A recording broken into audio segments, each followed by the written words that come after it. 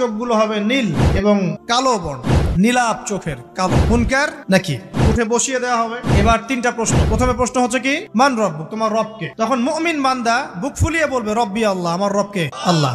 তারপরে প্রশ্ন হয়ে যাবে বা দিনুক, তোমার দিন কি ছিল? মুমিন বান্দা উত্তর দিবে কি, দিন ইয়ান ইসলাম, আমার দিন ছিল ইসলাম। আলহামদুলিল্লাহ আলা কুল্লি হাল ওয়া ফি কুল্লি মাকান। যদিও বা বর্তমান প্রেক্ষাপটে একজন মুসলিম ভালো থাকতে পারে না। বর্তমান প্রেক্ষাপট এতই খারাপ, কিয়ামতের আলামতগুলো এমনভাবে প্রকাশ হয়েছে এখন যে একজন ইমানদার মুসলিমের পক্ষে নিশ্চিন্তে থাকা আর ভালো থাকাটা খুব কষ্টকর। তারপরেও নবী সাল্লাল্লাহু আলাইহি ওয়াসাল্লাম আমাদেরকে দিক নির্দেশনা দিয়েছেন যে যখন ফিতনার যুগ আসবে, ফিতনার যুগ বলতে চতুর্দিক থেকে ফিতনার ফাসাদ। ফিতনা ফাসাদ কেমন, মানে আল্লাহ রাব্বুল আলামিন কোরআনে একটা বিষয় বলছেন, সমাজ তার উল্টা চলছে, এগুলো ফিতনা। নবী সাল্লাল্লাহু আলাইহি ওয়াসাল্লাম হাদিসে একটা বিষয় বলেছেন, সমাজ তার উল্টা চলছে, এর নাম ফিতনা। পরিবারে ফিতনা, ধর্মের মধ্যে ফিতনা, সমাজে ফিতনা, অর্থনীতিতে ফিতনা, এখন সংস্কৃতির মধ্যেও ফিতনা। তো এই ফিতনাময় পরিবেশে নবী সাল্লাল্লাহু আলাইহি ওয়াসাল্লাম বলেছেন যে কেউ যদি ঈমান এবং আমলের উপরে, মানে নবী সাল্লাল্লাহু আলাইহি ওয়াসাল্লামের আদর্শের উপরে সবর করতে পারে, টিকে থাকতে পারে, তার জন্য 50 জন শহীদ সাহাবীর নেকি হবে ইনশাআল্লাহ। তো ফিতনাময় পরিবেশে যদি সবর করা যায়, হকের উপর অটল থাকার চেষ্টা করা যায়, ইনশাআল্লাহ আপনি 50 জন শহীদ সাহাবীর নেকি পাবেন ইনশাআল্লাহ। তো প্রত্যেকটা ক্ষেত্রেই আপনি ফিতনা পাবেন। পরিবারের দিকে তাকাবেন, দেখবেন পরিবারের বন্ধনগুলো আগের মতো নাই, প্রচুর ডিভোর্স হচ্ছে, স্বামী স্ত্রীর বিচ্ছেদ প্রচুর বেড়ে গেছে। তারপরে সন্তান সন্ততি আমাদের পরিবারে যারা আছে, দেখবেন এরা বেশিরভাগই দুনিয়াদার হয়ে গেছে, দিনের খুব একটা ফিকির নাই। বেশিরভাগ পরিবারের সদস্য দেখবেন নামাজ কালামের এখন ধার ধারছে না। ম্যাক্সিমাম পরিবার থেকে আস্তে আস্তে পর্দাটা কিন্তু শিথিল হয়ে যাচ্ছে। আপনি ব্যক্তি জীবনের দিকে তাকিয়ে দেখেন, গর্বের সাথে আমরা বলি না যে 90% মুসলিমের বাংলাদেশ, দেখবেন মেজরিটি সংখ্যক মুসলিম 5 ওয়াক্ত নামাজ জামাতে পড়ে না। বেশিরভাগ মুসলিম দেখবেন আল কোরআন বিশুদ্ধ করে তেলাওয়াতও করতে পারে না। তো এরপরেও আমরা দাবি করি যে আমরা প্রকৃত মুসলিম, জান্নাত আমাদের জন্য অপেক্ষা করছে। আসলে বাস্তবতা এমন নয়। যারা কোরআন আমরা টুকটাক পড়তে জানি, তাদের মধ্যে কত % কোরআনের অর্থ বোঝে? এই আল্লাহ পাকের কিতাব আমার হাতে আছে, এই কিতাবের অর্থ কতজন বোঝে, এটা একটা চ্যালেঞ্জ। যারা কোরআন পড়তে জানি আমরা, তাদের প্রতি চ্যালেঞ্জ, দেখেন তাদের মধ্যে কত % মানুষ কোরআনের অর্থ বলতে পারবে। আর অর্থটা যে জানা জরুরি, এই বিষয়টাও আমরা এখন জনগণকে বোঝাতে ব্যর্থ হচ্ছি। কোরআনের অর্থটা যে বোঝাটা জরুরি, এটা বোঝাতেও ব্যর্থ হচ্ছি। কারণ আমরা সবাই প্রত্যেক হরফে 10 নেকি পেতে চাই। কোরআন তেলাওয়াত করলে প্রত্যেক হরফে 10 নেকি হবে, এই তো। তো এই কনসেপ্ট যখন আমার মাথায় ঢুকে গেছে, আমি ওখানে নিজেকে থামিয়ে দিয়েছি। অর্থ বুঝে গবেষণা করলে এবং কোরআন কেন্দ্রিক জীবন ব্যবস্থা গড়লে যে আরো বেশি নেকি হয়, এটা আমার মাথায় নাই। প্রত্যেক হরফে 10 নেকি তো আপনি পাবেন তেলাওয়াত করলে, কিন্তু অর্থ বুঝে এর ভিতরে ঢুকলে, গবেষণা করলে এর মূল স্বাদটা পাওয়া যায়, এটা আমরা বুঝতে পারছি না। দেখবেন বেশিরভাগ মানুষ কোরআনের অর্থটা জানে না। আবার আমরা যারা টুকটাক ভাঙাচুর অর্থ জানি, তারা আবার দেখবেন কোরআনের সমস্ত আদেশ মেনে চলতে পারছি না এবং কোরআনের সমস্ত নিষেধও বর্জন করতে পারছি না। সমস্যা কিন্তু এখানেও থেকে গেছে। আবার কোরআনের ব্যাখ্যায় আছে হাদিস। তো এই হাদিসকে কেন্দ্র করে কোনো বিভ্রান্তির সুযোগ ছিল না, কিন্তু এখানেও আমরা বিভিন্ন জাল এবং বানোয়াট হাদিসের উপর আমলও শুরু করেছি। হাদিসের নামে এমন অনেক কিছুই চলছে সমাজে যেগুলোর সাথে হাদিসের কোনো সম্পর্ক নাই। আমি বলতে চাচ্ছি যে হাদিসের নামে আবার সমাজে এমন অনেক আমল চালু আছে যেগুলোর সাথে আবার হাদিসের কোনো সম্পর্ক নাই। তো দেখুন, ধর্মের মধ্যেও সমস্যা থেকে গেছে। আবার আমরা সবাই মুসলিম, আমাদের সবার ইউনাইটেড থাকার কথা। মুসলিম একটা জাতি, তাদের আল্লাহ একজন, রাসূল একজন, কেবলা এক, তাদের সবার মধ্যে একটা ইউনিটির কথা ছিল। কিন্তু আমরা ধর্মতাত্ত্বিকভাবে এবং পলিটিক্যালি আমরা বিভিন্ন দলে বিভক্ত এবং আপোষের মধ্যে মিল মহব্বত কম। বাইরে হয়তো আমরা বলি যে আমি একজন ধর্মতাত্ত্বিক দলের সদস্য, সে আরেকটা ধর্মতাত্ত্বিক সংগঠনের সদস্য, সে আরেকটা মানহাজ ফলো করে, সে আরেক জামায়াতের, সে আরেক তরিকার ইত্যাদি। আমরা সবাই এক, যদি আমরা বাইরেই কথাটা বলি, কিন্তু অন্তর থেকে কিন্তু আমাদের এই বিষয়টা আসছে না। আমরা ভিতর থেকেই ঐক্যবদ্ধ হতে পারতাম, তাহলে উম্মার আজকে এই অবস্থা হতো না। তো দেখুন, ধর্মকেন্দ্রিক অনেক প্রবলেম থেকে গেছে এখনো। আবার আল্লাহ রাসূল সাল্লাল্লাহু আলাইহি ওয়াসাল্লাম হাদিসের মধ্যে এবং আল্লাহ পাক কোরআনের মধ্যে ধর্ম নিয়ে বাড়াবাড়ি করতে নিষেধ করেছে। ধর্ম নিয়ে বাড়াবাড়ি করো না, তোমরা নিজেদের ধর্ম পালন করো। তা আমরা নিজের ধর্ম যতটা না পালন করি, অন্যের ধর্মের দিকে আঙ্গুলটা তার চেয়ে বেশি তুলি। আমরা আগে নিজের রিলিজিয়নটাকে ঠিক মতো পালন করি, দেখবেন সমাজ ঠিকই পরিবর্তন হয়ে গেছে ইনশাআল্লাহ। তো আমি একটা ধর্ম পালন করি বলে অন্য ধর্মের মানুষের প্রতি বিদ্বেষ পোষণ করতে হবে বা তাদের উপর ঘৃণার মনোভাব প্রকাশ করতে হবে, এটা আল্লাহ পাক শেখান নাই, তার রাসূল শেখান নাই। আল্লাহ এবং তার রাসূল কি শিখিয়েছেন? ইসলামের সত্য বিষয়টাকে আপনি সবার সামনে উপস্থাপন করবেন। যার ইচ্ছা হবে সে কবুল করবে, যার ইচ্ছা হবে সে অস্বীকার করবে। যার যার কবরে শেষে যাবে, যার যার হিসেব শেষে দিবে। চাপিয়ে দেওয়ার সিস্টেমটা ইসলামের মধ্যে নাই। এখন আসেন, পরিবারের আপনাকে ফিতনা কিছু বললাম। অর্থনীতির জীবনে যাবেন, ব্যবসা বাণিজ্যের মধ্যে যান, দেখেন বেশিরভাগ কালোবাজারি করছে, সিন্ডিকেট করছে, মজুদদার মাপে কম দিচ্ছে, জনগণকে ঠকাচ্ছে, করছে না? এগুলো পলিটিক্যাল ফিতনা, এগুলো ইকোনমিক্যাল ফিতনা। তারপরে আপনি আরো দেখবেন ইকোনমিক সেক্টরে রিবা ভর্তি, সুদ। রিবা মানে কি? সুদ, রিবা দিয়ে ভর্তি। ঘুষ ছাড়া কাজ হচ্ছে না, ঠিক আছে? অন্যের সম্পদ আত্মসাৎ না করলে আমাদের পেটের ভাত হজম হচ্ছে না। তো এই যে দুর্নীতি বলেন, ঘুষ বলেন, রিবা বা সুদ বলেন, হ্যাঁ, তারপরে কালোবাজারি বলেন, কালো টাকা সাদা করার টেন্ডেন্সি বলেন, পাচার বলেন, সবগুলো অর্থনৈতিক ফিতনা। এগুলো হচ্ছে কি? অর্থনৈতিক ফিতনা। এবার দুজন ফেরেশতা মাথার দিক থেকে আসতে চাইবেন, সালাত বলবে এখান দিয়ে আসা যাবে না, এদিক দিয়ে আসা যাবে না। ডান দিক দিয়ে আসতে চাইবেন, এদিক দিয়ে আসা যাবে না। বাম দিক দিয়ে আসতে চাইবেন, যাকাত বলবে এদিক দিয়ে আসা যাবে না। পায়ের দিক দিয়ে আসতে চাইবেন, আমলগুলো বলবে এদিক দিয়ে আসা যাবে না। তখন যাই হোক, তারা আসবেন। এটা কথা কি? এটা কথাটা হচ্ছে যে সলাতের গুরুত্ব, মানে সে সলাত আদায় করেছে, সে আমার হক আদায় করেছে, আমি তার পক্ষে আছি, এটা পক্ষে বোঝাচ্ছে। রোজা বলবে আমি ওর পক্ষে আছি, তাকে আপনি কোনো শাস্তি দিবেন না, আমি তার পক্ষে আছি। আপনারা দুজন তাকে শাস্তি দিবেন না, আমি যাকাত তার পক্ষে আছি, এটা পক্ষে থাকার কথা। তারপরেও তারা আসবেন, চোখগুলো হবে নীল এবং কালো বর্ণ, নীলাপ চোখের কালো। মুনকার নাকি? উঠে বসিয়ে দেওয়া হবে। এবার তিনটা প্রশ্ন। প্রথমে প্রশ্ন হচ্ছে কি? মান রব্বুক, তোমার রবকে? তখন মুমিন বান্দা বুক ফুলিয়ে বলবে রব্বি আল্লাহ, আমার রবকে আল্লাহ। পৃথিবীতে যে ব্যক্তি আল্লাহর সাথে শিরিক করে নাই, আল্লাহর তাওহীদের উপর থেকেছে এবং তার উপরে মৃত্যুবরণ করেছে, ইনশাআল্লাহ সে ব্যক্তি এর উত্তর নির্দ্বিধায় দিতে পারবে ইনশাআল্লাহ। আর দুনিয়াতে যে বা যারাই আল্লাহর সাথে শিরিক করবে, আল্লাহর সাথে শিরকের পাপে লিপ্ত হবে, ওই অবস্থায় মারা যাবে, তাওহীদের উপর থাকবে না, কোশ্চিন কালেও মান রব্বুক উত্তর দিতে পারবে না। তারপরে প্রশ্ন হয়ে যাবে মা দিনুক, তোমার দিন কি ছিল? মুমিন বান্দা উত্তর দিবে কি? দিন ইয়ান ইসলাম, আমার দিন ছিল ইসলাম।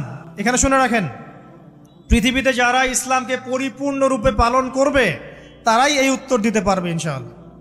যারা ইসলামকে ঠাট্টা বিদ্রুপের হাসি তামাশার পাত্র বানিয়েছে, মন চাইলে কিছু করি, মন চাইলে কিছু করি না, সহজগুলো একটু আমল করি, বাকি কিছুর আমল ধারি না, হ্যাঁ, নামাজ পড়ি, সুদ ছাড়তে পারি না, ঠিক আছে, বছর বছর ওমরা করি, এদিকে ঘুষ দুর্নীতি ছাড়তে পারি না, ইসলামকে ঠাট্টা তামাশার পাত্র বানিয়েছে, এরা কোশ্চিনকালে উত্তর দিতে পারবে না মা দিনু দিনে পরিপূর্ণরূপে ইসলামে প্রবেশ করতে বলেছেন আল্লাহ রাব্বুল আলামিন। যারা পরিপূর্ণরূপে ইসলামে প্রবেশ করবে এবং ইসলামের প্রতিটা মৌলিক বিধান মেনে চলবে, ইনশাআল্লাহ তারা এর উত্তর দিতে পারবে। এরপরে আসবে তৃতীয় প্রশ্ন। নবী সাল্লাল্লাহু আলাইহি ওয়াসাল্লামকে দেখানো হবে, যখন দেখানো হবে তখন সূর্য যখন ডুবে যায়, যে দৃশ্যটা আমরা দেখতে পারি না, ওই দৃশ্যটা ভেসে উঠবে এবং মুমিন বান্দা অস্থির হয়ে যাবে, বলবে আমাকে ছেড়ে দাও, আমি নামাজ পড়বো। সুবহানাল্লাহ। তার কারণ তার কাছে মনে হবে যে আসরের ওয়াক্ত হয়ে গেছে, আসরের ওয়াক্ত হয়ে গেছে, আসরের ওয়াক্ত চলে যাচ্ছে, আমাকে নামাজ পড়তে হবে। চিন্তা করেছেন? ওই যে একটা হাদিস আছে না, যে 7 শ্রেণীর মানুষকে আল্লাহ রাব্বুল আলামিন আরশের ছায়া দিবেন, তার মধ্যে এক শ্রেণীর মানুষকে যার অন্তর মসজিদের সাথে ঝুলে থাকে, তার মন মসজিদের সাথে ঝুলেছিল, এই সূর্য ডুবে গেল বলে আমাকে ছেড়ে দাও, আমি নামাজ পড়তে যাব। তখন ফেরেশতারা বলবেন তোমাকে নামাজ পড়তে দেয়া হবে, তবে তার আগে তুমি এর উত্তর দাও। কি উত্তর? এই ব্যক্তির দিকে তাকাও। তখন নবী সাল্লাল্লাহু আলাইহি ওয়াসাল্লামকে দেখানো হবে, সাল্লাল্লাহু আলাইহি ওয়াসাল্লাম দরুদ পড়বেন, বলা হবে যে এই ব্যক্তির সম্পর্কে তোমার কি ধারণা? মান হাযা রাজুলু বুইসা ফীকুম, এই ব্যক্তি কে, যাকে তোমাদের কাছে পাঠানো হয়েছিল? মুমিন ব্যক্তি নির্দ্বিধায় বলে দিবে যে তিনি হচ্ছেন আমার নবী মুহাম্মদুর রাসূলুল্লাহ সাল্লাল্লাহু আলাইহি ওয়াসাল্লাম। দেখুন, পৃথিবীতে যে বা যারাই নবী সাল্লাল্লাহু আলাইহি ওয়াসাল্লামের সুন্নতের উপর আমল করবে, ইনশাআল্লাহ সে তার উত্তর দিতে পারবে। দুনিয়াতে যারা নবীর সুন্নতের 5 পয়সা পরোয়া করছে না, তার আদর্শের 5 পয়সা দাম দিচ্ছে না, তারা কোশ্চিনকালে উত্তর দিতে পারবে না। নাম হতে পারে আব্দুর রহমান, আব্দুর রহিম, নবীর সুন্নতের ধার ধারে না, তারা উত্তর দিতে পারবে না। তো নবীর সুন্নতের গুরুত্ব কত গভীর, এটা আমাদেরকে এখান থেকে বুঝতে হবে। তাই প্রিয় যুবক ভাইরা, মুসলিম ভাইরা, আমাদের জীবনটাকে নবীর আদর্শ এবং সুন্নতে ঢেলে সাজাতে হবে। সকাল থেকে সন্ধ্যা পর্যন্ত প্রতিটা কাজ করবো কার তরিকায়? রাসূলের তরিকা। নামাজ পড়বো তার তরিকায়, রোজা, সিয়াম, হজ, জাকাত, আমল, মুআমালাত, আখলাক সব কার তরিকায়? নবী সাল্লাল্লাহু আলাইহি ওয়াসাল্লামের তরিকা অনুযায়ী ইনশাআল্লাহ। আল্লাহ পাক তৌফিক এনায়েত করুন, আমিন। এবার ফেরেশতা দুজন জিজ্ঞাসা করবেন অবাক হয়ে যে তুমি কিভাবে এটা জানলে, তুমি কিভাবে এই 3টা প্রশ্নের উত্তর দিতে পারলে? কারণ বেশিরভাগ মানুষ তো উত্তর দিতে পারবে না, বেশিরভাগ মানুষই এই উত্তর দিতে পারবে না। কারণ কিয়ামতের মাঠে 1999 জন মানুষ জাহান্নামে যাবে, নাউজুবিল্লাহ। তো এটা কঠিন পরীক্ষা। আল্লাহ রাসূল সাল্লাল্লাহু আলাইহি ওয়াসাল্লাম বলেছেন যে নিশ্চয়ই তোমাদেরকে এখানে পরীক্ষায় ফেলা হবে, আর তোমরা যদি এই পরীক্ষা জেনে তোমাদের মৃতদেরকে দাফন করা থেকে বিরত না থাকতে, তাহলে আমি তোমাদেরকে শুনিয়ে দিতাম কবরে কেমন পরীক্ষা হয়। মানে যদি আমরা শুনতে পারতাম যে কবরে কেমন পরীক্ষা হয়, আমরা ভয়ে আমাদের মৃতদেরকে দাফন পর্যন্ত করতাম না। এটা নবীজি বলছেন সাল্লাল্লাহু আলাইহি ওয়াসাল্লাম। তাকে জিজ্ঞাসা করা হবে যে তুমি কিভাবে জানলে এটা? বেশিরভাগ মানুষ তো পারে না উত্তর দিতে। তখন সেই ব্যক্তি বলে বসবে, সেই ব্যক্তি বলবে যে করাতু কিতাব আল্লাহ, আমি আল্লাহর কিতাব এই কোরআন পড়েছি। মুমিন বলবে আমি আল্লাহর কোরআন পড়েছি, ফাআমানতু বিহি, আমি এর উপর ঈমান এনেছিলাম, ওয়া সাদ্দাকতু, এবং সত্যায়ন করেছিলাম। সুবহানাল্লাহ। অতএব দুনিয়াতে যারা দ্বীনের জ্ঞান অর্জন করছে না, কোরআন পড়ছে না, হাদিস পড়ছে না, পড়াশোনার চেষ্টা করছে না, জানার চেষ্টা করছে না, কবরে পাওয়া ডিফিকাল্ট আছে। এটা একটা অন্যতম প্রশ্ন। আমরা কিন্তু মনে করি 3টা প্রশ্ন হচ্ছে, আসলে প্রশ্ন হচ্ছে কয়টা? 4টা। 3টার পরে আরো একটা এক্সট্রা। কিভাবে জানলে? তখন উত্তর দিচ্ছে আমি আল্লাহর কিতাব পড়েছি, ঈমান এনেছি, সত্যায়ন করেছি। সুবহানাল্লাহ। নবী সাল্লাল্লাহু আলাইহি ওয়াসাল্লাম হাদিসের পরের অংশে বলছেন যে যখন কাফের বান্দাকে উঠানো হবে, তখন ডানেও কিছু নাই, বামেও কিছু নাই, সামনে পিছনে কিচ্ছু নাই। মাথার দিক থেকে ফেরেশতারা চলে আসবেন, উঠিয়ে বসানো হবে, প্রশ্ন করা হবে কে তোমার রব? একটাই উত্তর, লা আদরি, আমি জানি না। নাউজুবিল্লাহ। কি তোমার দিন? লা আদরি, আমি জানি না। এই যে আল্লাহর তো খবর নাই, আল্লাহ পাকের বিধান মেনে চলার কোনো খবরই নাই, পরোয়াই নাই। সে জানবে কিভাবে ইসলাম কি জিনিস? সে জানবে কিভাবে আল্লাহ কি জিনিস? ও তো আল্লাহকে চিনেই না। দিব্যি বলে বেড়াচ্ছে মহাবিশ্ব সৃষ্টি হয়েছে বিগ ব্যাং থেকে, আল্লাহ বলে কেউ নাই। মানুষ সৃষ্টি হয়েছে বান্দর থেকে, নাউজুবিল্লাহ। মানুষ তো আল্লাহকে চিনছে না।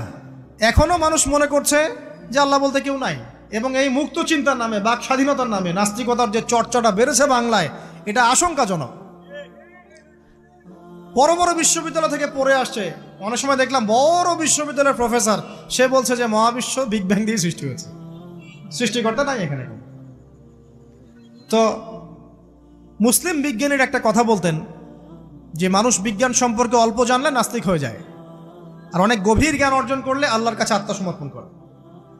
খেয়াল করে দেখবেন, ডক্টর, ইঞ্জিনিয়ার যারা বড় বড় লেভেলে চলে গেছেন, অনেক সিনিয়র, তারা কিন্তু বেশিরভাগ নামাজি দেখবেন, নামাজ পড়ে, দান সৎকার করে, সমাজ কল্যাণমূলক কাজ করে। তারা কিন্তু রোগীর সেবা করতে গেলেও বলে যে নামাজ পড়িয়েন, রোজা রাখিয়েন, তারা কিন্তু বলে। অনেক ডক্টর আমি দেখেছি এমন, যারা যত বেশি গবেষণা করে তারা তত বেশি আস্তিক হয়ে যায়, আর টুটাফাটা গবেষণা করলে নাস্তিক হয়ে যাবেন। কত প্রশ্ন, ইসলামের এটা কেন, ওইটা কেন, ইসলামে বহুবিবাহ কেন, হ্যাঁ ইসলামে কি পর্দার বিধান কেন, তারপর ইসলামে এত রেস্ট্রিকশনস, এত বাইন্ডিংস কেন, হ্যাঁ স্বাধীনতা নাই কেন, কত প্রশ্ন। ইসলামের এগেনস্টে কত তীর এখন ছোড়া হচ্ছে। তো এই ব্যক্তি কেমন করে উত্তর দিবে যে মাহদিনুক, তোমার দিন কি? আল্লাহর দিকে কত প্রশ্ন ছোড়া হচ্ছে, কত শিরকের পাপ আমরা করছি, অনেক সময় মুসলিম হয়েও শিরকের পাপ করছি। কিভাবে উত্তর দিবে মান রব্বুক? 3 নাম্বার প্রশ্ন যখন করা হবে, এই ব্যক্তিকে দেখো দেখি, সে বলবে যে আমি জানি না এই ব্যক্তিকে, তবে শুনেছিলাম, মানুষের মুখে শুনেছিলাম, মানুষ যা বলতো আমি তাই বলতাম। মানে সে রাসূল সাল্লাল্লাহু আলাইহি ওয়াসাল্লামের নাম শুনেছিল হয়তোবা, কিন্তু তার সুন্নত বা আদর্শ কখনো মেনে চলে নাই, পারলো না। এবার জান্নাতি ব্যক্তি হলে কি হতো?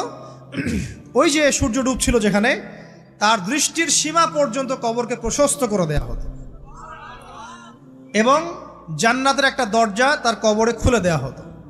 এটা কিভাবে করা হবে সেটা আল্লাহ পাক জানেন, এটার ব্যাখ্যা করার জ্ঞান আল্লাহ আমাদেরকে দেন নাই। যেই মানুষের ক্ষুদ্র জ্ঞানে মানুষ ব্যাকটেরিয়া, ভাইরাস নিয়ে গবেষণা করতে হিমশিম খেয়ে যায়, সে মহাবিশ্বের স্রষ্টা নিয়ে কিভাবে গবেষণা করবে? আল্লাহ পাকের অসীম জ্ঞানের সামনে আমার জ্ঞান কি? খুবই ক্ষুদ্র। একটা হাদিসে এসেছে বুখারী শরীফের মধ্যে, যে একটা মহাসমুদ্রের মধ্যে যদি একটা পাখি 1 ফোঁটা পানি উঠিয়ে নিয়ে যায়, ওই 1 ফোঁটা পানি হচ্ছে মহাবিশ্বের জ্ঞান, আর বাকি পুরো মহাসাগর হচ্ছে আল্লাহ পাকের জ্ঞান। তো আমরা এই ক্ষুদ্র জ্ঞানের মানুষ হয়ে আল্লাহর জ্ঞানকে কেমন করে পেনিট্রেট করতে পারি? তো আল্লাহ পাক জান্নাতের দরজাগুলো খুলে দিবেন, একটা দরজা খুলে দিবেন, সেখান থেকে বাতাস আসবে, জান্নাতের নাজ নেয়ামত উপভোগ করতে থাকবে, এবং তার রূহটাকে সবুজ রঙের পাখির আকৃতিতে জান্নাতে রেখে দেওয়া হবে। ইল্লিন মানে ওখানে জান্নাতের নিয়ামত সে পাবে। এটাকে বলা হয় দারুল বারজাখ বা বারজাখের জীবন। জীবন অনেকগুলো, একটা ছিল রুহের জগৎ। রুহের জগতে আমরা সবাই ছিলাম। শোনেন, রুহের জগতে যার সাথে যার বন্ধুত্ব, ভালোবাসা গভীর ছিল, দুনিয়াতে তার সাথে তার ভালোবাসা বেশি। এটা হয়তো জানেন না, জানতেন হাদিসটা? রুহের জগতে যদি কখনো আপনার সাথে আমার দেখা হয়ে থাকে, দুনিয়াতে আপনার সাথে আমার দেখা হবে ইনশাআল্লাহ। রুহের জগতে যদি আপনার আমার মধ্যে ঘনিষ্ঠ ভালোবাসা থেকে থাকে, এখানেও ভালোবাসা হয়ে যাবে ইনশাআল্লাহ। এটা বলে আমি আবার তোমাদের বয়ফ্রেন্ড গার্লফ্রেন্ড ভালোবাসা বুঝাই নাই, ওই ভালোবাসার কথা বলি নাই। আবার রুহের জগতে বিদ্বেষ, এখানেও দেখবেন বিদ্বেষ। ওটা একটা জগৎ ছিল যেখানে আল্লাহ পাক সমস্ত আদম সন্তানকে সৃষ্টি করে তাদের রুহটাকে রেখেছিলেন এবং ওয়াদা নিয়েছেন। কি ওয়াদা? আল্লাহ পাক বলেছিলেন আলাস্তু বিরব্বিকুম, সূরা আরাফের 182 নম্বর আয়াত পড়ে দেখবেন, 182 নম্বর আয়াত। আল্লাহ পাক বলেছিলেন যে আমি ওয়াদা নিয়েছিলাম, আলাস্তু বিরব্বিকুম, আমি কি তোমাদের রব নই? আমরা সবাই বলেছিলাম বেলা ইয়া রব্বি, অবশ্যই আপনি আমাদের রব। দুনিয়াতে এসে আমরা ভুলে গেছি। এই ভুলে যাওয়াটা মনে করায় দেওয়ার জন্যই আল্লাহ পাক আসমানে কিতাব নাজিল করেন, নবী রাসূল পাঠান, আমাদের কান পর্যন্ত ইসলামের দাওয়াত পৌঁছে দেন, যাতে আমরা মনে করতে পারি। এবার আসেন রুহের জগতের পর আসলাম এই যে দুনিয়ার জগৎ, দারুদ দুনিয়া। দুনিয়ার মধ্যে আছি হয়তো 50, 60, 70, 100 বছর হাইয়েস্ট। এরপর যাবে দারুল বারজাখ, বারজাখের জগৎ।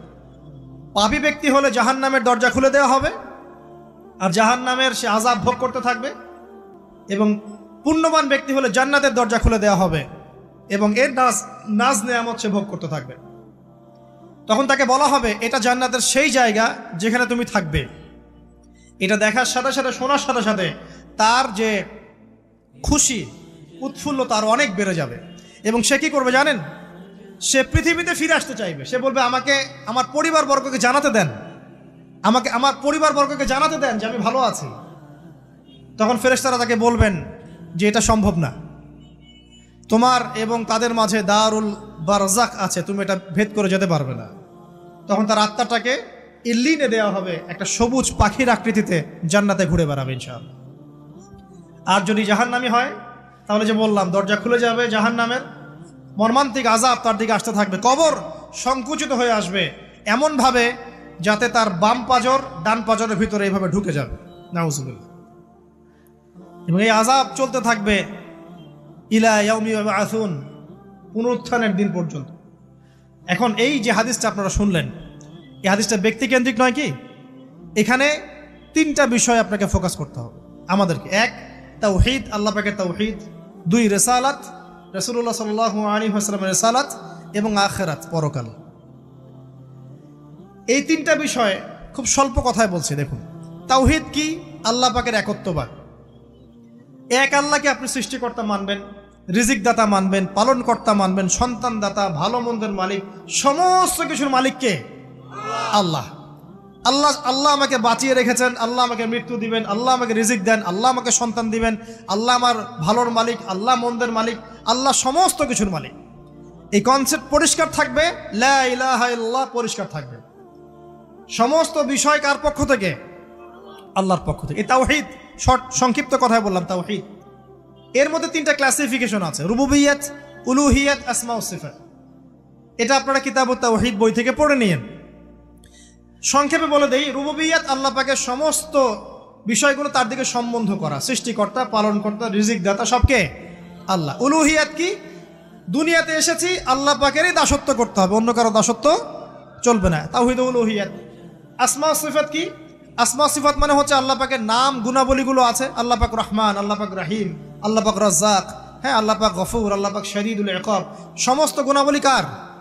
আল্লাহ। এই হলো আসমা ও সিফাত। আল্লাহ পাক যেমন, আল্লাহ পাক তেমন, আল্লাহ পাক নিজের মতো, কারোর সাথে তুলনীয় নন। হুয়াল্লাহু আহাদ, একক, আল্লাহুস সামাদ, তিনি অমুখাপেক্ষী, লাম ইয়ালিদ ওয়া লাম ইউলাদ, তিনি জন্ম দেননি, জন্মিতও নন, ওয়া লাম ইয়াকুল লাহু কুফুয়ান আহাদ, তার সমতুল্য আর কিছুই নাই। আল্লাহ থেকে সব কিছু হয়, এটাই হলো তাওহীদ। এখন এর তাওহীদের বিরুদ্ধে গেলে কি হয়ে যাবে? শিরক। কেউ যদি মনে করে যে আল্লাহ ছাড়া কেউ আমাকে জীবন দিতে পারে, আল্লাহ ছাড়া কেউ আমাকে মারতে পারে, আল্লাহ ছাড়া কেউ আমাকে রিজিক দিতে পারে, অথবা আল্লাহ ছাড়া কেউ সন্তান দিতে পারে, আল্লাহ ছাড়া অন্য কারো কাছে কেউ যদি দোয়া করে, আল্লাহ ছাড়া অন্য কারো জন্য নজর মানত করে, আল্লাহ ছাড়া অন্য কারো নামে কসম খায়, আল্লাহর হালালকে হারাম করে দেয়, আল্লাহর হারামকে হালাল করে নেয়, ঠিক আছে? আল্লাহ থেকে শুভ অশুভ আসে না, শুভ আল্লাহর পক্ষ থেকে আসে, অশুভ শয়তানের পক্ষ থেকে আসে, এমনও যদি কেউ মনে করে, শুভ অশুভ দুটোই আল্লাহর পক্ষ থেকে আসে, কিন্তু কেউ যদি মনে করে না শুভগুলো আল্লাহর পক্ষ থেকে, অশুভগুলো শয়তানের পক্ষ থেকে, এমনও যদি মনে করে, শিরক হয়ে যাবে। মুসলিমরা চলাফেরায় শিরক করছে। এখন মুসলিমরা আল্লাহ ছাড়া অন্য কারো কাছে চাচ্ছে, মুসলিমরা অনেকে কবরে সেজদা করছে, মুসলিমরা অনেকেই মৃত মানুষের কাছে দোয়া করছে, হাতে বালা পরে আছেন, খোলেন না। কেন খোলেন না? ভয়ে যদি আপনার ক্ষতি হয়, শিরক। মুসলিমরা দেখবেন আগুনের সামনে মাথা নত করছে, মুসলিমরা এখন মেডিটেশন করে, ধ্যান করে, মুসলিমরা জিনকে তাবে করতেছে। অনেক সময় দেখা যায় মুসলিমরা জাদু করতেছে, জাদুবিদ্যা, কুফরি কালাম করছে না? করছে। সবই শিরক, সবই শিরক। মুসলিমরা দেখবেন আল্লাহর হালাল যেগুলো আছে এগুলোকে হারাম করে ফেলছে, আবার অনেক সময় আল্লাহর হারামগুলোকে হালাল করে নিচ্ছে। সুদ কি ভাই? এখানে ফরজ, হালাল করে নেওয়া হয়েছে। মদ কি? তোমাদের কাছে তো ওয়াজিব, না খাইলে ঘুম হয় না। তো এই যে আল্লাহ হারামগুলোকে কি করছি আমরা? হালাল করে ফেলছি, এটাও শিরক, কুফরি একটা। তো এক কথায় তাওহীদের উপর যারা থাকবে, মান রব্বক উত্তর দিতে পারবে ইনশাআল্লাহ। যারা শিরক করে ফেলবে ওই অবস্থায় মারা যাবে, মান রব্বক উত্তর দিতে পারবে না। আমার কথা কি বোঝা যাচ্ছে? আমি সহজ করার চেষ্টা করছি, কিন্তু হয়তো পারছি না, এটা আমার ব্যর্থতা। এক কথায় যদি আমরা কবরের প্রথম প্রশ্নের উত্তর দিতে চাই, তাহলে আমাদেরকে অবশ্যই তাওহীদের উপর থাকতে হবে, শিরকে যাওয়া যাবে না। প্রিয় ভাইরা, শিরকের পাপ থেকে আজকে তওবা করে ফেলবেন। আল্লাহ জেনে না জেনে জীবনে যত শিরক করেছে আল্লাহ মাফ করে দাও, আমিন। এবং আগামী দিনগুলোতে শিরকের পাপে লিপ্ত হয় না। প্রিয় ভাইরা, যদি আপনার আমল নামায় আসমান জমিন সমানও পাপ থাকে, শিরকের পাপটুকু না থাকে, আল্লাহ পাক আপনার পুরো পাপ মাফ করতে পারবেন ইনশাআল্লাহ। আল্লাহ পাক বলেছেন মেরাজের রাতে নবী সাল্লাল্লাহু আলাইহি ওয়াসাল্লামকে আরশে আজিমের কাছে উঠিয়ে নিয়ে আল্লাহ পাক 3টা ওহী করেছেন। কয়টা ওহী? একটা ছিল 5 ওয়াক্ত নামাজ, ঠিক আছে। 2টা হচ্ছে 2 নাম্বার হচ্ছে সূরা বাকারার শেষের 3টা আয়াত। 3 নাম্বার একটা ওয়াদা, একটা প্রতিশ্রুতি। সেটা কি? হে মুহাম্মদ সাল্লাল্লাহু আলাইহি ওয়াসাল্লাম, তোমার উম্মতের মধ্যে কেউ যদি আসমান জমিন সমান পাপ নিয়ে আমার সামনে হাজির হয় কিন্তু আমার সাথে কাউকে শরিক না করে, শিরক না করে, তাহলে আমি আল্লাহ তার সামনে আসমান জমিন সমান ক্ষমা নিয়ে হাজির হব, মানে মাফ করে দেওয়া হবে ইনশাআল্লাহ। অতএব শিরকের পাপে যায়েন না, ইনশাআল্লাহ জান্নাতে যাওয়া যাবে। যে ব্যক্তি মন থেকে একবার লা ইলাহা ইল্লাল্লাহ পড়েছে, সমস্ত বিষয় আল্লাহর দিকে সুপর্দ করে, তার অন্যান্য অনেক পাপ থাকতে পারে, আল্লাহ পাক চাইলে সব পাপ মাফ করতে পারেন। অতএব মান রব্বকে উত্তর দিতে চাইলে শিরকের পাপে যাওয়া যাবে যাবে না। আধুনিক শিরকের মধ্যে সবচেয়ে ভয়ঙ্করটা হচ্ছে এটা যে আমরা আল্লাহর হালালকে হারাম করে নিচ্ছি, হারামকে আবার হালাল করে ফেলছি। এখানে যায় না। সব কিছু আল্লাহ থেকে আসে, দোয়া আল্লাহর জন্য করবেন, নামাজ আল্লাহর জন্যে, সব কিছু ইবাদত আল্লাহর জন্যে, দ্বীনি ইলম অর্জন আল্লাহর জন্যে। প্রতিটা কাজের করার আগে নিয়াত ফিক্স করবেন, কেন করব? পরকালীন স্বার্থ থাকলে করব, না হলে করব না। কেন তুমি টিকটকে যাবা না? কারণ পরকালীন কোনো স্বার্থ নাই। কেন তুমি ফ্রি মিক্সিং অ্যাফেয়ার্সে যাবা না? কারণ পরকালীন কোনো স্বার্থ নাই। কেন মদ খাবা না? পরকালীন কোনো স্বার্থ নাই। কেন মিউজিকে যাচ্ছ না? কারণ পরকালীন কোনো স্বার্থ নাই। কেন তুমি এই যে সুদ খাবা না? কারণ পরকালীন কোনো স্বার্থ নাই। যে কাজে পরকালীন কোনো স্বার্থ নাই সে কাজে কোনো মুমিন মুসলিম নাই। কেন নামাজ পড়বো? কারণ পরকালীন স্বার্থ আছে। কেন রোজা রাখবো? পরকালীন স্বার্থ আছে। কেন আমি হালাল বিয়ে করব, হারাম জেনায় যাব না? পরকালের স্বার্থ আছে। কেন আমি যাকাত দিব, ব্যবসা করব, সুদ খাবো না? কারণ পরকালের স্বার্থ আছে। কেন ইসলামের দাওয়াত দিব? পরকালের স্বার্থ আছে। কেন হাদিস প্রচার করব? কারণ পরকালের স্বার্থ আছে। ইসলামের জন্য সবর করব কেন? পরকালের স্বার্থ আছে। পরকালের স্বার্থ যেখানে, মুসলিম সেখানে। পরকালীন স্বার্থ নাই, আমরা নাই। প্রত্যেকটা কাজ করার আগে নিয়াতটা ফিক্স করতে হবে। পরকালের কোনো স্বার্থ আছে? যদি বলে হ্যাঁ আছে, তাহলে করবেন। স্বার্থ নাই, আমি নাই। কোনো ফুজুল কি বাত বা ফাহেসা কোনো কাজ, এসব কাজে আমরা নাই, বিকজ এগুলোতে কোনো পরকালীন স্বার্থ নাই। ব্যাস, আমাদের জীবনের প্রতিটা মোমেন্ট, প্রতিটা সেকেন্ড আল্লাহর দেয়া দান। আমি নিজের ইচ্ছা মতো এটাকে অপব্যয় করতে পারি না। হ্যাঁ, আপনি মিউজিক শুনতে চান, আপনি সং পছন্দ করেন, আপনি নাশিদ শোনেন, ইসলামিক নাশিদ শোনেন, ওখানে আপনার ঈমান একটু দীপ্ত হবে, পরকালীন স্বার্থ আছে। আপনি নিজের যৌন চাহিদাকে দমন করতে পারছেন না, হালালভাবে বিয়ে করে নেন। বিয়ে করার পর আপনি যত ইচ্ছা স্ত্রীকে মহব্বত করেন, প্রত্যেকটা মহব্বতে নেকি পাবেন। এমনকি স্ত্রীর দিকে নেক নজরে তাকাবেন, তাতেও নাকি। তার মুখে খাবার তুলে দেবেন, তাতেও নাকি। তার হাত ধরে হাঁটবেন, তাতেও নাকি। তাকে নিয়ে রাত্রে চাঁদ দেখবেন, তাতেও নাকি। আপনি আপনার নিয়তটাকে চেঞ্জ করেন, কাজের ডাইরেকশন চেঞ্জ করেন। পরকালের স্বার্থ থাকলে করবো, না হলে করবো না। আপনি পছন্দ করেন ঘুরে বেড়াতে, আল্লাহর দিনের দায়ী হয়ে ঘুরে বেড়ান না, সমস্যা কি?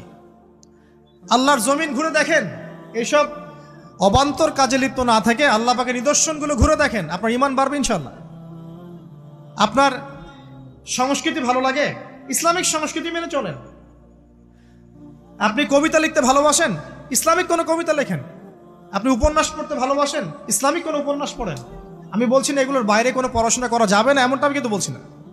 আমি বলছি আপনি আপনার পুরো কাজটাকে আগে ফিক্স করবেন, পরকালের কোনো স্বার্থ আছে কি নাই। যদি হ্যাঁ দেখা যায় হ্যাঁ পরকালের স্বার্থ ঠিক আছে, অবশ্যই করেন, কোনো সমস্যা নেই। আল্লাহ পাক বোঝার তৌফিক দান করুন। তো দেখুন প্রিয় ভাইরা, শিরকের পাপে যাওয়া যাবে না। এই শিরকের পাপ না থাকলে আমল নামায় ইনশাআল্লাহ আমরা জান্নাতে যাব এবং কবরের উত্তরও দিতে পারবো ইনশাআল্লাহ। মান রব্বক, উত্তর পাস ইনশাআল্লাহ। তারপরে কি? মা দীনুক। এক কথায় ইসলামের অনেক বিধিবিধান আছে, নামাজ, কালিমা, সওম, যাকাত, হজ সব আছে। আমর বিল মারুফ, নাহি আনিল মুনকার, পিতামাতার খেদমত, প্রতিবেশীর অধিকার, স্ত্রীর অধিকার, তারপরে সন্তানদের অধিকার, যাকাত, সব কিছুই আছে। এখন যদি ইসলামের কিছু অংশকে মেনে নেন, কিছু অংশকে না মানেন, এটা কিন্তু কুফরি। ইসলামের কিছু অংশকে মানছেন, কিছু অংশকে মানছেন না, এটা কিন্তু কুফরি। ইসলামের পরিপূর্ণ বিধানটাকে যদি মেনে চলেন ইনশাআল্লাহু আযজা ওয়া জাল আপনি মা দীনুক উত্তর দিতে পারবেন। আপনি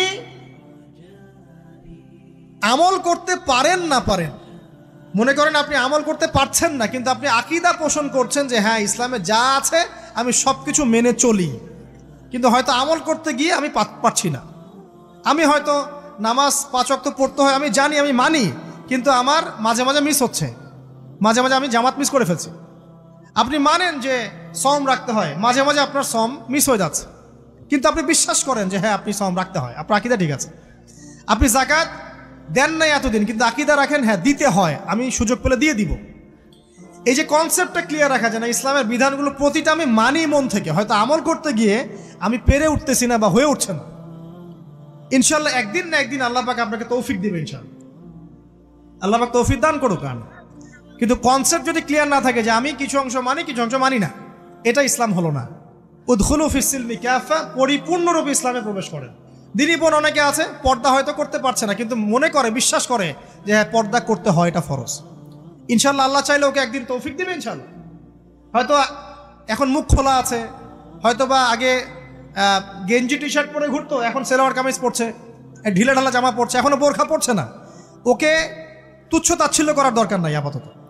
ওকে আরো বুঝান, আরো নরম হন, আরো বুঝিয়ে সুঝিয়ে ইসলামের দিকে আনার চেষ্টা করে। এতদূর এসেছে, ওই পর্যন্ত যাবে ইনশাল্লাহ। কারণ ও বিশ্বাস করে হ্যাঁ পর্দা করতে হয়, আমি মানি পর্দা করতে হয়, কিন্তু আমি এখন করতে পারছি না, ইনশাল্লাহ করব, আল্লাহ পাক চাইলে তৌফিক দিবেন ইনশাল্লাহ। তো এই যে বিষয়টা, যে ইসলামকে মনে আগে ধারণ করা, যে না আমি মানি ইসলামের প্রত্যেকটা বিধান ঠিক আছে। চুরি করলে চোরের হাত কাটতে হয়, ইসলাম বলেছে। ডাকাতি করলে শাস্তি আছে। জেনা যদি কেউ করে 100 বেত্রাঘাত, মদ খাইলে 40টা বেত্রাঘাত, ব্যভিচার যদি করে কেউ, এই পরকীয়া করে বিবাহিত ব্যক্তি, রজম। এগুলো কেসাস, একজন একজনকে হত্যা করলে তাকেও কেসাস করতে হয়।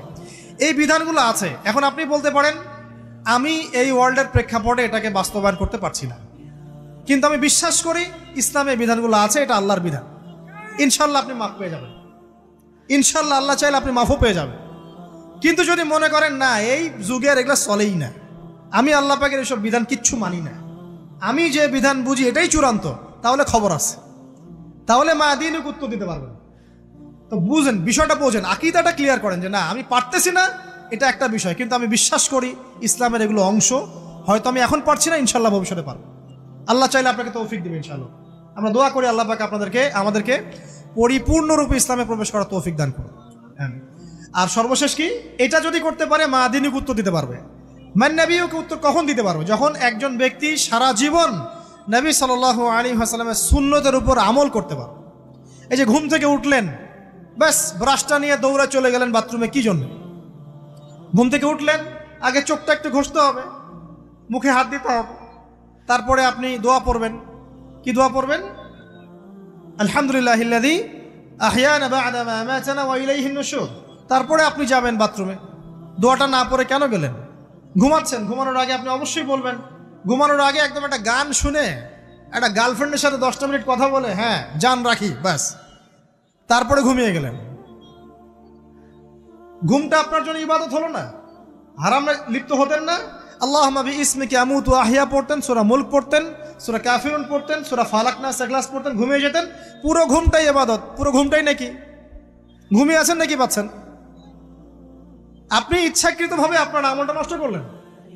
ইস্তেঞ্জা করতে গেছেন, ইস্তেঞ্জা করতে গিয়ে গান শুরু করে দিল বাথরুমে। বাথরুম সিঙ্গার আছে না কিছু? বাথরুমে গান গাওয়ার জায়গা নাকি?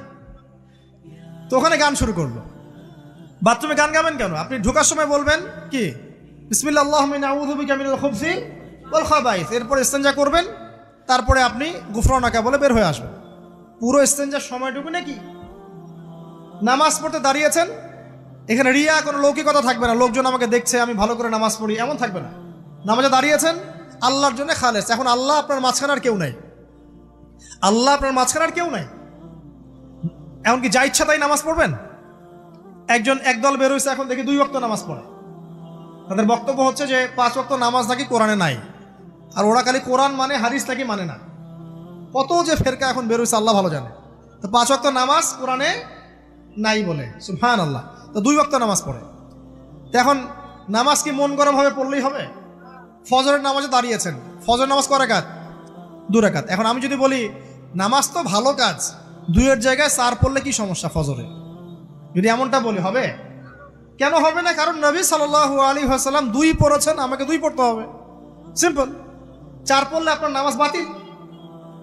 ফজরের নামাজ 4 রাকাত পড়লে নামাজ কি বাতিল হবে না? মাগরিবের নামাজে দাঁড়িয়েছেন 3 রাকাত নামাজ, তখন আপনি মনে চিন্তা করছেন না 3-এর জায়গায় আমি 4 পড়বো 5 পড়বো। নামাজ তো ভালো জিনিস, বেশি করলে কি সমস্যা? সবকিছু বেশি করতে হয় না।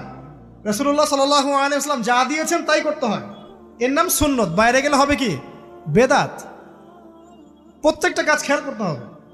তো প্রত্যেকটা আমল এভাবে, নামাজ, এই যে রোজা, রোজা রাখবেন রমজান মাসে, রোজা রাখলে এটা ফরজ। আর আপনি চিন্তা করেন রোজা তো ভালো জিনিস, আমি রমজানেও রাখবো, শাবান পুরো 2 মাসে রাখবো, হবে? দেখেন নফল বিষয়টা আলাদা, আমি ফরজের কথা বলছি। কেউ যদি মনে করে ফরজ রোজা আমি 2 মাসে রাখবো, রমজানও রাখবো, শাবানও রাখবো, রোজা ভালো জিনিস করলে কি সমস্যা হবে? হবে না। এভাবেই হজ করতে হয় ওইখানে আরাফার মাঠে। আপনি মনে করেন কুড়িগ্রামে হজের একটা জায়গা বানাইলাম আমরা, মনে করেন কথার কথা, এমনও কিন্তু জায়গা আছে মানুষ অন্য জায়গায় হজ করে, কিন্তু আপনি ভাবছেন এমনি এমনি বলছি। এমন অনেক ফেরকা আছে মুসলিমদের মধ্যে, মুসলিম নামধারী, এগুলো মুসলিম না, হজেরও জায়গা বানাইছে আলাদা, ওখানে হজ করে, ওখানে তাওয়াফ করে। এখন হজ যেখানে করতে হবে ওখানে না করে যদি এখানে করি, হবে? হবে না। যাকাত দেওয়ার একটা লিমিট আছে, এইটুক দিতে হবে। আপনি এখন কম দিলেন, হবে?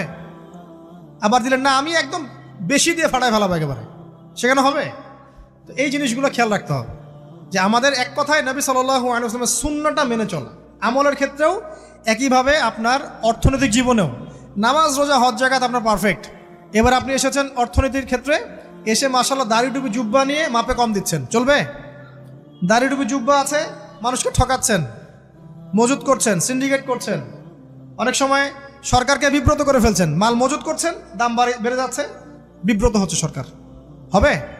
দাড়ি টুপি পাগড়ি জুব্বা পরে, ভিতরটা আগে। ইমান ভিতরে না থাকলে দাড়ি টুপিতে লাভ আছে? তাকওয়া ভিতরে না থাকলে আমার দাড়ি টুপিতে লাভ আছে? মুহসিন হতে হবে। সো ইকোনমিক সেকশনে গিয়েও নবীর আদর্শ ভুলে যাওয়া যাবে না, সেখানেও তার আদর্শ মেনে চলতে হবে। এভাবেই সমাজ জীবন, পরিবার, সর্বক্ষেত্রেই নবীর সুন্নাহ মেনে চললে পরে ওই ব্যক্তিকে উত্তর দেওয়া যাবে ইনশাআল্লাহ, তিনি আমাদের নবী মুহাম্মদ রাসূলুল্লাহ সাল্লাল্লাহু আলাইহি ওয়াসাল্লাম। সর্বশেষ গিয়ে বলা হবে কিভাবে জানলে? তখন উত্তর কি দিবে মুমিন? আমি আল্লাহর কিতাব পড়েছি, ঈমান এনেছি, এরপরে আমি সত্যায়ন করেছি। তার মানে পড়াশোনা করতে হবে না ভাই? আল্লাহর কিতাব পড়তে হবে না? কারা কারা আল্লাহর কিতাব পড়তে জানেন হাত তোলেন। আলহামদুলিল্লাহ। আগামী রমজান আসার আগেই পুরো কোরআন এক খতম করবেন, পারা যাবে ইনশাআল্লাহ? এবং প্রত্যেক দিন আমাকে ওয়াদা করেন, প্রত্যেক দিন 1 পারা করে কোরআন তেলাওয়াত করব, পারবেন ইনশাআল্লাহ? না বলেন পারবো ইনশাআল্লাহ? পারবো ইনশাআল্লাহ। আল্লাহ পাক তৌফিক দান করুন, আমিন। কোরআন পড়তে হবে, শুধু কি জাস্ট তোতা পাখির মতো পড়েই যাবেন সারা জীবন? অর্থটা একটু বোঝার চেষ্টা করবেন না ভাই? করা উচিত না? করা উচিত। যদি আপনার সামর্থ্য থাকে আপনার অবশ্যই করা উচিত। সামর্থ্য নাই, বয়স হয়ে গেছে, পারেন না, সেটা আলাদা বিষয়। সামর্থ্য আছে আপনার অবশ্যই উচিত। আলহামদুলিল্লাহি রাব্বিল আলামিন মানে কি? আর রহমানির রহিম মানে কি? মালিকি ইয়াউমিদ্দিন বলছি, এটা মানে কি? ইয়াকা না'বুদু বলছি, ওয়া ইয়াকা নাস্তাঈন, এর অর্থ কি? ইহদিনাস সিরাতাল মুস্তাকিম মানে কি? সিরাতাল লাযীনা আন'আমতা আলাইহিম গায়রিল মাগদুবি আলাইহিম ওয়ালাদ-দালিন, কি অর্থ, কি বললাম? নামাজে এটার অর্থ জানলে মনোযোগ কি ডানে বামে যাবে? যাবে না ইনশাআল্লাহ। এই যে আল্লাহ পাক বলছেন, ইয়া আইয়ুহাল্লাযীনা আমানুত্তাকুল্লাহ, হে মুমিনগণ আল্লাহকে ভয় করো, হাক্কা তুকাতিহি ওয়া লা তামুতুন্না ইল্লা ওয়া আনতুম মুসলিমুন, তোমরা এমনভাবে আল্লাহকে ভয় করো, ভয় করার মতো ভয় করো, এবং পরিপূর্ণ মুসলিম না হয়ে মৃত্যুবরণ করো না। এর অর্থটা জানলে ভালো লাগলো না? বুঝতে পারলাম না কোরআনটা? আল্লাহ বলছেন ওয়াদারু মা বাকিয়া মিনা রিবা, সুদের অবশিষ্ট অংশ ছেড়ে দাও। ওয়া ইল্লাম তাফআলু ফাআযানু বিহারবিন মিনাল্লাহি ওয়া রাসূলিহি, যদি না করো আল্লাহ এবং রাসূলের সাথে যুদ্ধের ঘোষণা শুনে রাখো। অর্থ জানলে হেদায়েত পাওয়া যায় না? অতএব অর্থটা জানার চেষ্টা করেন। আল্লাহ পাক তৌফিক ইনায়েত করুন। অর্থ বোঝার ক্ষেত্রে যদি কোনো প্রতিবন্ধকতা পান সামনে, আলেম ওলামার কাছে যাবেন, জিজ্ঞাসা করে অর্থ জেনে নেবেন। নিজে নিজে আবার মন করা ব্যাখ্যা করতে যায় না। কোরআন বুঝতে গেলে হাদিস লাগবে, হাদিসগুলো পড়তে হবে। হাদিসের কিছু বই কিনবেন, রিয়াদুস সালেহিন, ফয়জুল কালাম, এই যে আপনারা পড়েন, মুনতাখাব হাদিস পড়েন, ঠিক আছে, বুলুগুল মারাম মিন আদিল্লাতিল আহকাম, মিশকাতুল মাসাবি, এই বইগুলো বাসায় রাখবেন। এরপরে আস্তে আস্তে কিনবেন আবু দাউদ, তিরমিজি, নাসাই, এগুলো কিনবেন। পরে গিয়ে বুখারী মুসলিমের অনুবাদ কিনবেন, আগে কিনবেন না। এগুলো কঠিন হাদিস, এগুলো আগে পড়লে আপনি মাথাটা আপনার কিন্তু ঘুরতে থাকবে। তো আগে কি ক্লাস 8-এ পড়বেন না আগে এইচএসসি দিবেন? আগে ক্লাস 7-8 পার করে যান, তারপরে ওদিকে যান। আল্লাহ বোঝার তৌফিক দান করুন। প্রিয় ভাইরা, ইলম অর্জন করতে হবে। ইলম অর্জন করলে পরে আপনি তালেবে ইলম, তালেবে ইলমের পায়ের নিচে আল্লাহর ফেরেশতারা পাখা বিছিয়ে দিবে ইনশাআল্লাহ তাআলা। ইলম অর্জন করে আপনি যখন আলেম হবেন বা দ্বীনের জ্ঞান অর্জন করবেন, তখন আপনি দাওয়াতের কাজও করতে পারবেন। আপনার দাওয়াতে যত মানুষ ইসলামের দিকে আসবে সমস্ত নেকি আপনি পাবেন ইনশাআল্লাহ। এবং যখন আপনি আরো বড় আলেম হয়ে যাবেন, আল্লাহ তৌফিক দান করুন, তখন আসমানের যত মাখলুক এবং জমিনের যত মাখলুক, এমনকি গর্তের মধ্যে যে পিপিলিকা আছে সেগুলাও, এমনকি সাগরের নিচের মাছ আপনার জন্য ইস্তেগফার করবে, দোয়া করবে ইনশাআল্লাহ। আল্লাহ পাক আমাদের সবাইকে শিরক মুক্ত আমল করার তৌফিক দান করুন, আমিন। আল্লাহর তাওহীদের উপর থাকার তৌফিক দান করুন, আমিন। আল্লাহ পাক আমাদের সবাইকে দ্বীন ইসলাম পরিপূর্ণরূপে পালন করার তৌফিক দান করুন, নবী সাল্লাল্লাহু আলাইহি ওয়াসাল্লামের আদর্শ মেনে চলার তৌফিক দান করুন, এবং দ্বীনের জ্ঞান অর্জন করার তৌফিক দান করুন। দুনিয়ার জীবন কি জীবন, চোখের সামনে অহরহ এগুলো ঘটনা দেখছি আমরা। যাচ্ছে খুব সাদা আহ্লাদ করে, বর বিয়ে করতে যাচ্ছে, কার অ্যাক্সিডেন্ট, শেষ, ডেড। কিছু সাহাবী তো এমনও ছিলেন, বদরের যুদ্ধ করতে এসেছেন, হাতের মধ্যে কিছু খেজুর আছে, খেজুর খাচ্ছেন, খোরমা খেজুর খাচ্ছেন। তখন নবী সাল্লাল্লাহু আলাইহি ওয়াসাল্লাম দাঁড়িয়ে ভাষণ দিচ্ছেন যে ওয়াসাবিকু ইলা মাগফিরাতিম মির রাব্বিকুম ওয়া জান্নাহ, ওই যে আয়াতটা আছে, তোমরা এগিয়ে চলো তোমাদের রবের ক্ষমার দিকে এবং জান্নাতের দিকে, আরদুহা কাআরদিস সামাই ওয়াল আরদ, যার প্রশস্ততা আসমান এবং জমিনের সমান।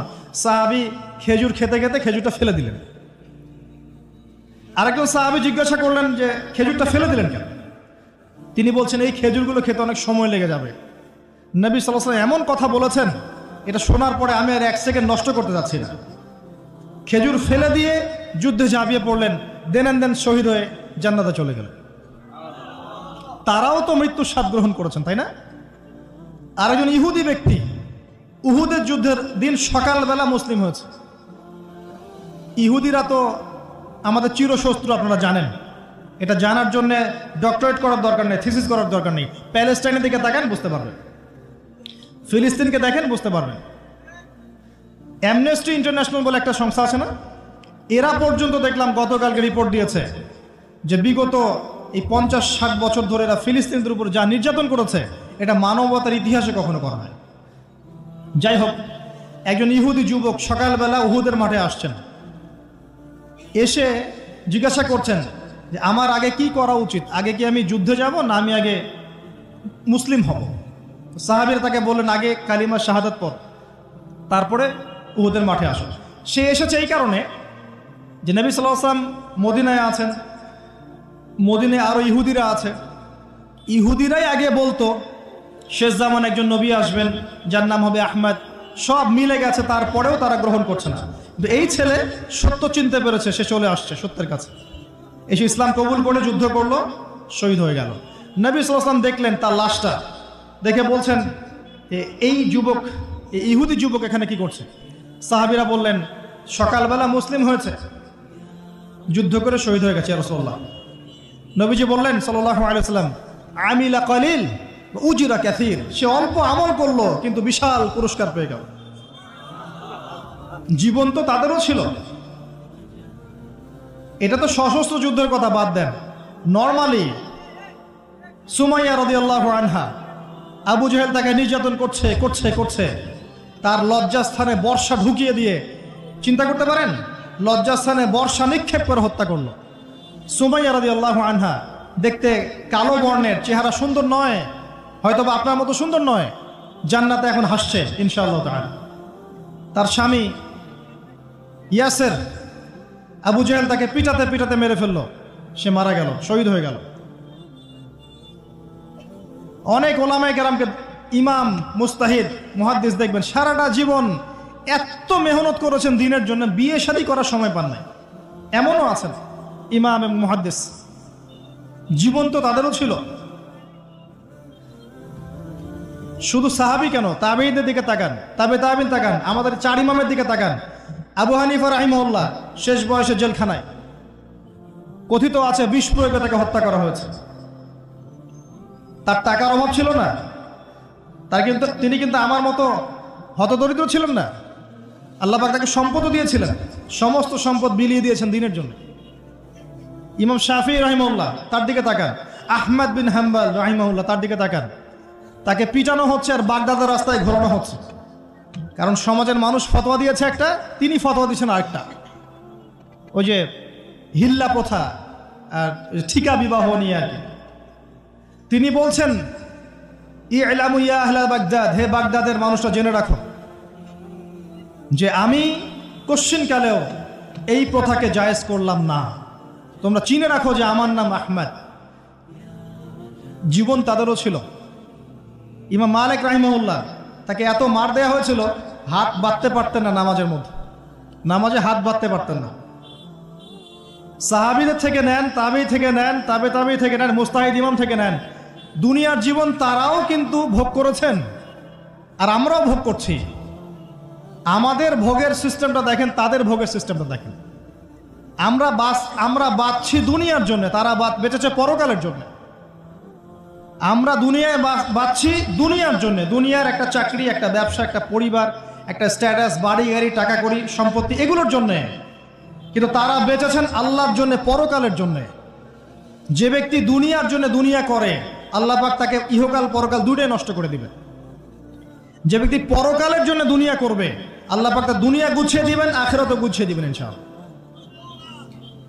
প্রথম কথা হচ্ছে এই যে দুনিয়ার জীবনকে প্রাধান্য দেয়া যাবে না। দুনিয়ার জীবনে প্রতিটা কাজ আপনি একটা উদ্দেশ্যই করবেন, সেটা হচ্ছে আল্লাহ সন্তুষ্ট। বিয়ে শাদী করেছি কেন? আল্লাহর জন্যে। পরিবার গঠন করেছি কেন? আল্লাহর জন্যে। সন্তান নিয়েছি কেন? আল্লাহর জন্যে। দিন শিখেছি কেন? এলেম শিখেছি কেন?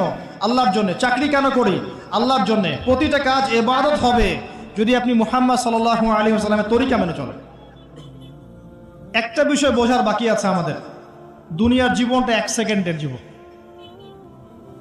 আল্লাহ পাক সূরা হাদীদের মধ্যে বলেছেন ই'লামু আন্নামাল হায়াতুদ দুনিয়া লা'iবুন ওয়া লাহু ওয়া জিনাতুন ওয়া তাফাখুরুন বাইনাকুম ওয়া তাকাসুরুন ফিল আমওয়ালি ওয়াল আওলাদি কামাসালি গায়যিন আ'জাবাল কুফফারা নাবাত সুম্মা ইয়াহিজু ফাতারাহু মুসফাররান সুম্মা ইয়াকুনু হুতামা ওয়া ফিল আখিরাতি আযাবুন শাদীদ ওয়া মাগফিরাতুন মিনাল্লাহি ওয়া রিদওয়ান ওয়া মাল হায়াতুদ দুনিয়া ইল্লা মাতাউল গুরুর। আল্লাহ পাক বলছেন, জেনে রাখো তোমরা সবাই, এই জমিনবাসী, এই দুনিয়ার হায়াতটা খেলা। খেলা মানে কি দেখেন, ছোট্ট বাচ্চারা খেলা ছাড়া কিছু বোঝে? ওর কাছে দুনিয়া ওইটাই। দুনিয়ার প্রথম স্টেজ খেলা। ওয়াল্লাহু, একটু বড় হবে যখন, কিশোর হবে, ওর কাছে ঠাট্টা হাসি তামাশা, ডোন্ট কেয়ার, দুনিয়াতে কোনো কিছু নেই, খাওয়া দাওয়া ফুর্তি করো, লাহু। আর একটু বড় হবে, ওয়া জিনাতুন তাফাখুরুন বাইনাকুম ওয়া তাকাসুর, একটু বড় হবে তখন বাড়ি গাড়ি, স্ট্যাটাস, সৌন্দর্য, চাকচিক্য, প্রতিযোগিতা, তাফাখুরুন বাইনাকুম ওয়া তাকাসুর। এভাবে দুনিয়ার জীবন যাচ্ছে। এই এক্সাম্পলটা আল্লাহ পাক দিয়েছেন এমনভাবে যে একটা ভূমি ছিল অনুর্বর, বৃষ্টি হলো, সেখানে সবুজ শ্যামল ফসল ফলল, এক পর্যায়ে ফসলটা আস্তে আস্তে হলুদ বর্ণ ধারণ করলো এবং সেটাকে কেটে ফেলা হলো, তারপর শুধু খড়কুটা বাকি থাকলো। এই হলো দুনিয়ার জীবনের এক্সাম্পল। এরপর পরকালে বাকি আছে দুইটা জিনিস, হয় ক্ষমা, রিদওয়ান, মাগফিরাত, ক্ষমা, অথবা আযাবুন শাদীদ। আমাদেরকে মাথায় ইনস্টল করতে হবে, দুনিয়াতে আমরা কেউ থাকতে আসি নাই। প্রথম কথা, এখানে আমরা এসেছি বড়জোর 60, 70, 100 বছরের হায়াত নিয়ে, যার মধ্যে মোটামুটিভাবে 30, 40, 50 বছর চলে গেছে, কারো 20 বছর, 25 বছর চলে গেছে, বুঝতে না বুঝতেই চলে গেছে, মানে ভালো মন্দ বোঝার আগেই শেষ। যদি তার বয়স হয় 60 বছর, তাহলে এখন বাকি আছে 30 বছর। এই ব্যক্তি যদি ঠান্ডা মাথায় রাতের বেলা চিন্তা করে, এই 30 বছর যে আমার চলে গেছে, আমার অ্যাপ্রক্সিমেটলি 30 বছর বাকি আছে। বাকি আছে বুঝলাম, যা চলে গেছে, এই চলে যাওয়া 30 বছরে আমি 10 বার জেনা করেছি, 20 বার মদ খেয়েছি, ঠিক আছে, মানুষের সম্পদ আত্মসাৎ করে খেয়েছি, পরকিয়া করেছি, চুরি করেছি, ডাকাতি করেছি, মিথ্যা বলেছি, নামাজ পড়ি নাই, রোজা রাখি নাই। আমরা প্রত্যেকে যদি আমলনামা ঘাটি আজকে রাত্রে, এরকম একটা লিস্ট আমরা তৈরি করতে পারবো। আজকে রাত্রে বাসায় ফিরে গিয়ে প্রত্যেকে যদি একটা আমলনামা ঘাটতে চাই, চোখ বন্ধ করে চিন্তা করি যে এই 30 বছর আমি কি কি করেছি, দেখবেন আপনি জেনার পাপ পাবেন, মাদকের পাপ পাবেন, অন্যের সম্পদ আত্মসাতের পাপ পাবেন, নামাজ না পড়ার পাপ পাবেন, রোজা রাখেন নাই, জাকাত দেন নাই, কোনো কোনো ক্ষেত্রে মিথ্যা বলেছেন, প্রতারণা করেছেন, মানুষের সম্পদ লুটে পুটে খেয়েছেন, অনেক কিছু করেছেন, কিন্তু আমাদের চলাফেরা দেখলে মনে হয় যে আমরা কোনো পাপ করিনি। এই জায়গায় ঠান্ডা মাথা চিন্তা করে আপনি দেখবেন পাপ দুই রকম। কয় রকম? দুই রকম। আপনি দেখবেন আল্লাহর সাথে জড়িত কিছু পাপ পাবেন, নামাজ পড়েন নাই, রোজা রাখেন নাই, মিথ্যা বলেছেন, ইত্যাদি ইত্যাদি। কিছু পাপ পাবেন আল্লাহর সাথে জড়িত, কিছু পাবেন মানুষের সাথে জড়িত। আল্লাহর সাথে জড়িত পাপগুলো ক্ষমা নেওয়া খুব সহজ।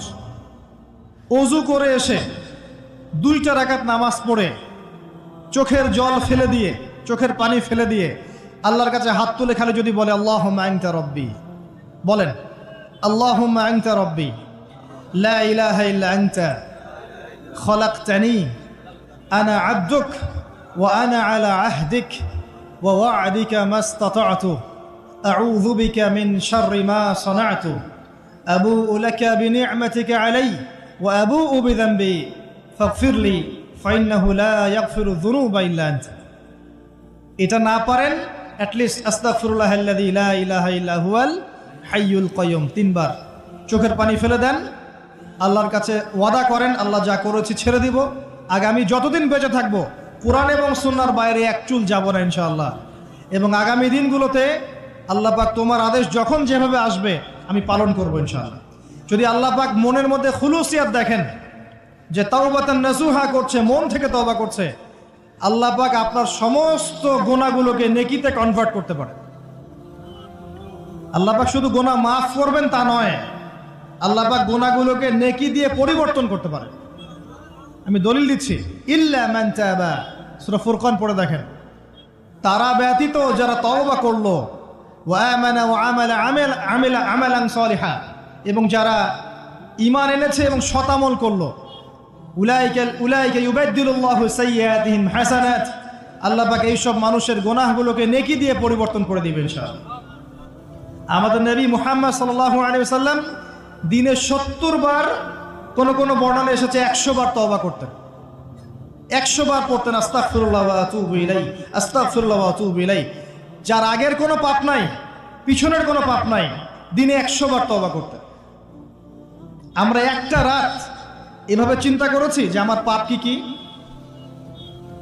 আজকে রাত্রে গিয়ে চিন্তা করেন, দেখবেন আপনি একটা পাপে পরিপূর্ণ একটা আমলনামা পাবেন।